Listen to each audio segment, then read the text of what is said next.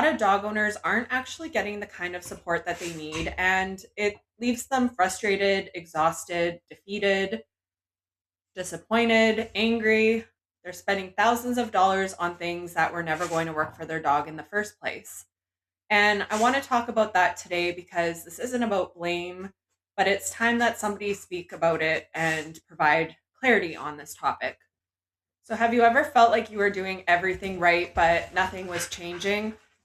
If yes, just pause there for a second because that matters. Differences between trainer, behaviorist, and coaching. So, let's clear something up.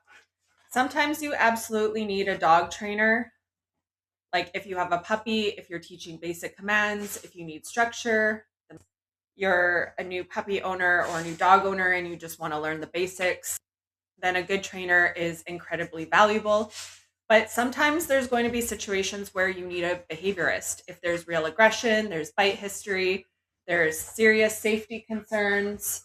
That's not something to DIY or just coach around. Here's the part that nobody's really talking about. And this is where most dog owners are actually stuck. Sit down, Denali. Most of the people that I work with, their dog already knows the commands. They've done training, sometimes more than once, sometimes with multiple professionals. So let me ask you this. If your dog knows what sit means, then why isn't it translating into real life? Dog owners get trapped in a really painful cycle. They're trying training, it's not sticking, then they try another thing, still nothing changes. Eventually, they just start thinking, well, maybe I'm the problem, maybe my dog's broken, nothing's going to work for their dog, and they just either give up and let their dog continue to be the way that their dog is being, or maybe they give up on their dog completely and rehome their dog. And the thing is, this isn't true. This does not have to be the case for you or the dog. And this is the cycle that is keeping people stuck. And here's the part that honestly breaks my heart. When people keep investing in support that's not matching the problem, what happens is disappointment, burnout, loss of trust, being scared to try what may actually work for their dog. And by the time that they finally hear about it, the kind that would actually help, they're too tired, skeptical, or afraid to try again. Have you felt that hesitation before, that I don't know if I can put more money or energy into this feeling?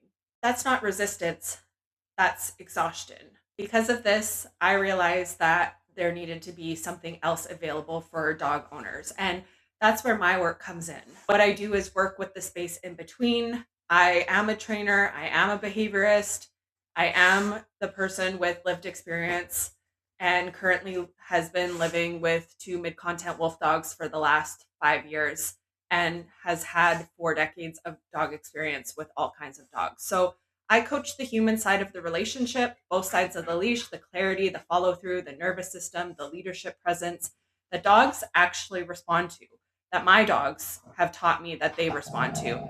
Because here's the truth. Here's the truth. Commands don't create leadership, but energy, consistency, your presence, and the relationship do.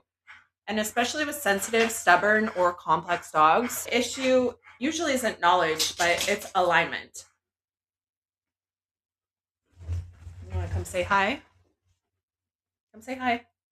So if you're listening to this and you're thinking, I've tried all the right things, but I'm still stuck, then please hear this.